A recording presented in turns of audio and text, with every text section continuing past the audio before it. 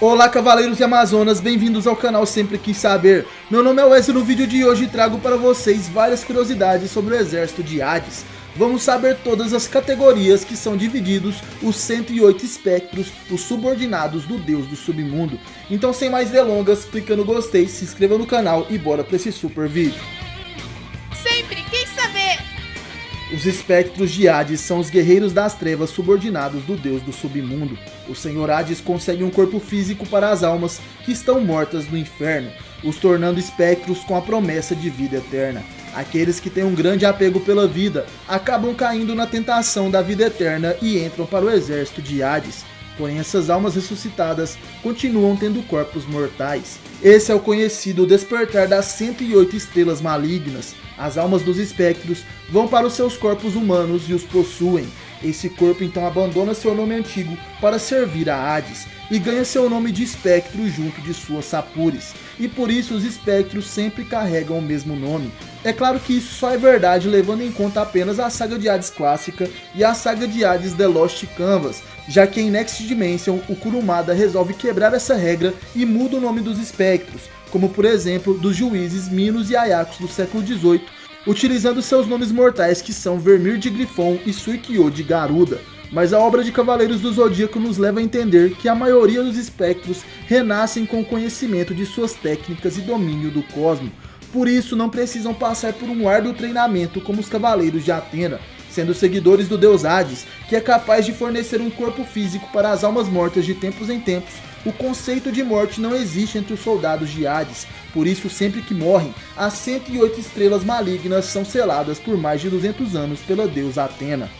Na saga clássica, quem explicou isso foi o espectro Mil de Papillon. Ele conversa com o Cavaleiro de Ouro Mudiares. Ele diz que os espectros não são fantasmas e nem mesmo mortos-vivos.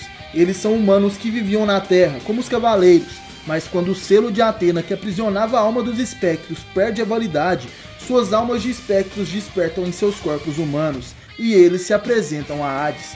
O corpo que acolhe a alma de um espectro adquire uma armadura chamada de sapures, sendo pronunciadas também como surplices ou até mesmo sobrepeles. Essa é uma proteção negra e brilhante feita por Hades.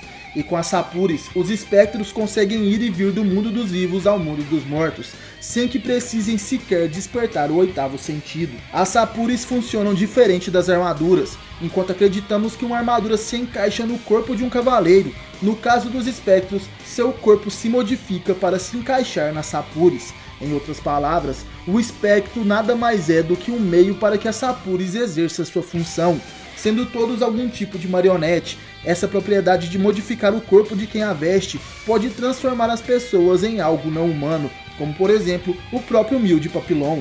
Uma curiosidade interessante é o motivo de Hades ter escolhido 108 espectros. Segundo os ensinamentos budistas, o número 108 representa os 108 sentimentos que atormentam e desorientam a vida dos seres humanos, os sentimentos por meio dos quais compreendemos e percebemos determinadas situações são a base desse cálculo. A natureza desses sentidos origina-se da visão, da audição, do olfato, da gustação, do corpo físico e da mente. Cada qual pode ser qualificado em 3 sentimentos ou sensações que são agradável, desagradável e indiferente. Para se entender a origem dos 108, multiplicamos as 6 percepções por esses 3 sentimentos. 6 vezes 3 igual a 18, certo?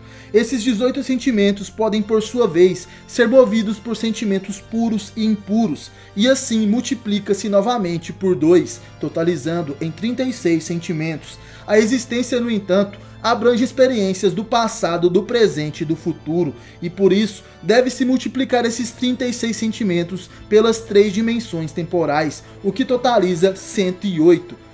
No Japão, na passagem de ano, há o ritual de se tocar o sino 108 vezes, que simboliza a purificação desses 108 sentimentos que causam a infelicidade do ser humano.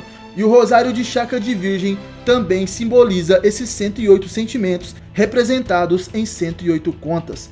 Profundo, não é mesmo? O mais interessante também é como Masami Kurumada, o criador de Cavaleiros do Zodíaco, mistura as diferentes mitologias e crenças nessa obra. Agora vamos falar sobre a hierarquia no exército de Hades.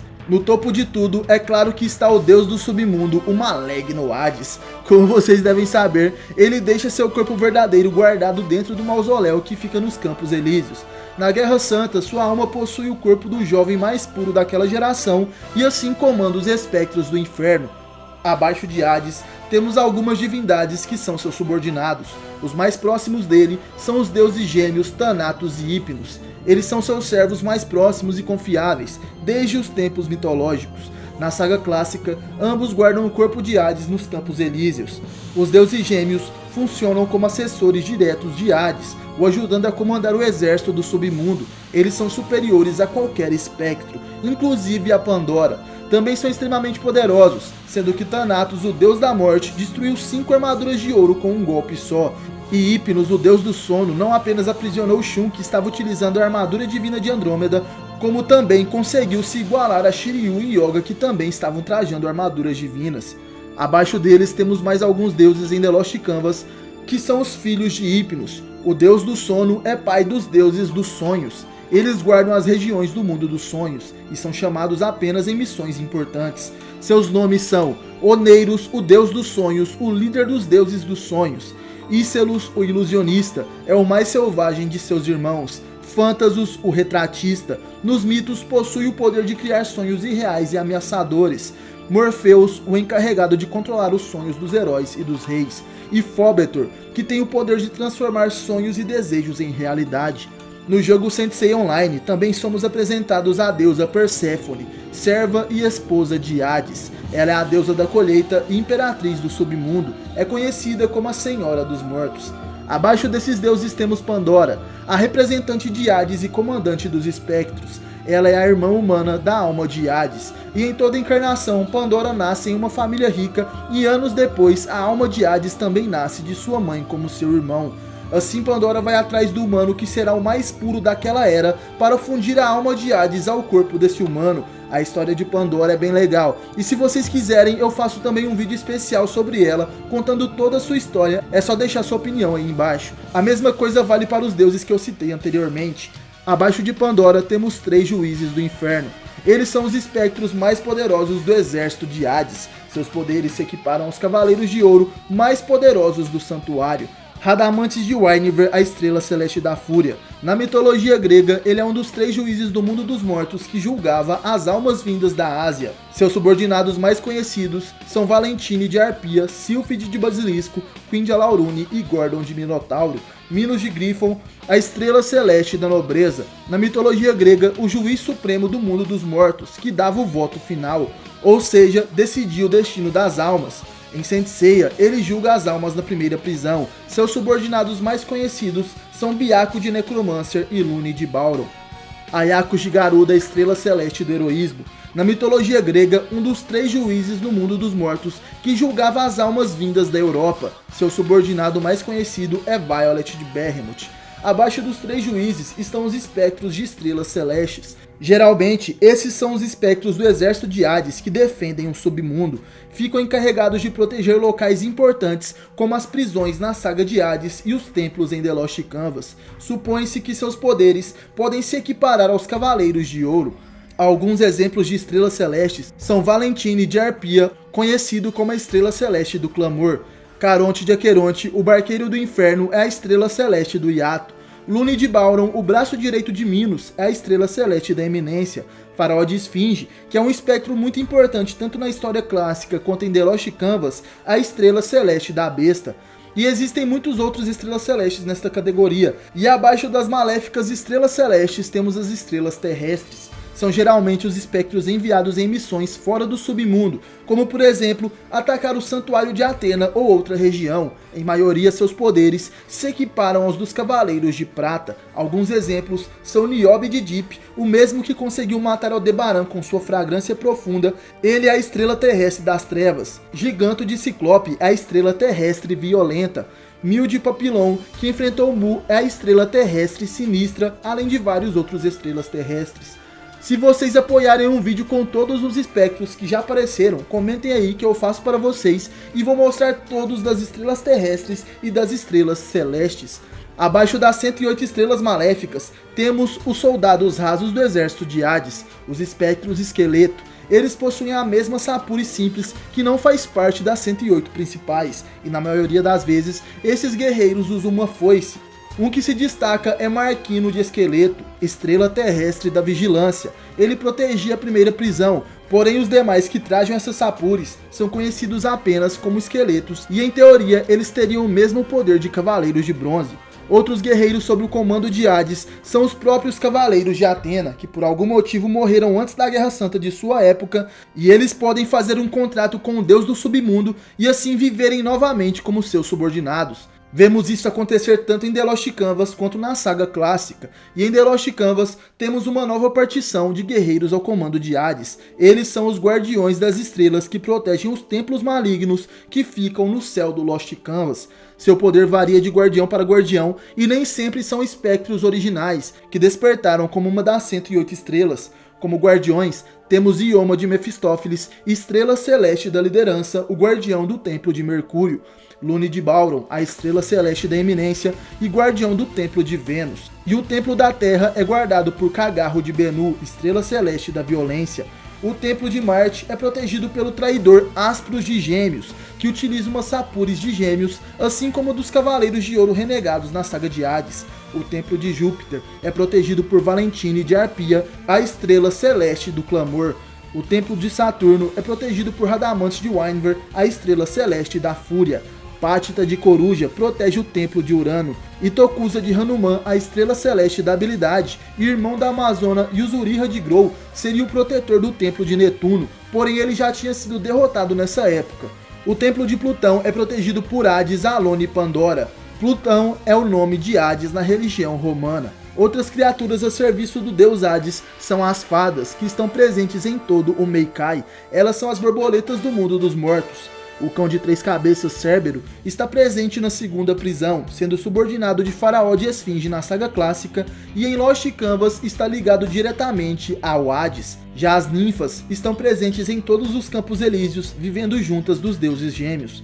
Diferente de Atena, que tem apenas o santuário como sua base, Hades comanda vários lugares. Em The Lost Canvas, temos a Catedral da Floresta, que fica nas proximidades de Florença, uma das principais cidades da Itália, sendo capital da região toscana. Ao seu redor temos a Floresta da Morte, criada por Thanatos. E ainda na saga The Lost Canvas, temos o Lost Canvas, que é pintado por Alone, e esse quadro seria a tela perdida que está cobrindo todo o mundo. O Lost Canvas fica no céu junto dos templos maléficos de Hades.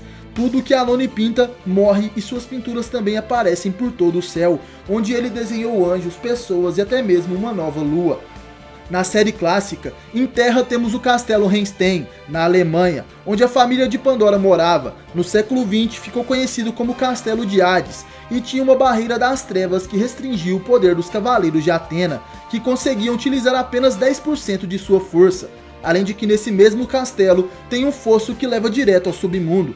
Como sabemos, o submundo é o domínio de Hades, e é para lá onde as pessoas vão depois da morte. E esse inferno de Hades é composto por 8 prisões, 3 vales, 10 fossos, 4 esferas e 4 rios. Se vocês quiserem saber tudo sobre cada uma delas, pede aí que eu faço também um vídeo especial sobre o inferno de Hades. A colina Yomotsu Hirasaka não faz parte do submundo e ela é apenas a entrada do mundo dos mortos, então fica entre o mundo humano e o mundo de Hades. Os Campos Elíseos também são governados por Hades, porém é um local que fica em outra dimensão que pode ser acessada apenas pelos deuses. Os humanos apenas podem chegar lá com auxílio especial de algum item ou do sangue divino de um deus, isso porque precisam passar pela hiperdimensão. Muita gente que também viu o filme Guerreiros do Armagedon, onde Lúcifer é o inimigo de Atena, acha que ele é um erro, porque é Hades que seria o imperador do inferno e não o anjo caído. Porém, o inferno de Lúcifer, na história de Cavaleiros do Zodíaco, não é o mesmo que o submundo de Hades. O reino do anjo caído é o mundo dos demônios, uma dimensão abaixo do submundo, onde estaria Lúcifer e os demais anjos caídos, além de demônios de várias outras religiões, e de acordo com o filme Guerreiros do Armagedon, seria para lá onde vão as almas dos deuses mortos por ceia. Bom galera, como vocês viram, esse vídeo foi muito mais do que apenas as classes dos 108 espectros. Falamos de vários subordinados de Hades, dos seus domínios e também muitas curiosidades. Então para ajudar o canal, compartilhem este vídeo com seus amigos, comentem aí o que vocês acharam e vamos bater aquela meta básica de 3.000 gosteis. Além, é claro, se inscreva no canal e ative o sininho para receber sempre os novos vídeos de Cavaleiros do Zodíaco aqui do Sempre Quis Saber. No mais é isso, obrigado por assistir o vídeo até o final, valeu, falou, tamo junto e até a próxima. Você já sentiu o Cosmo?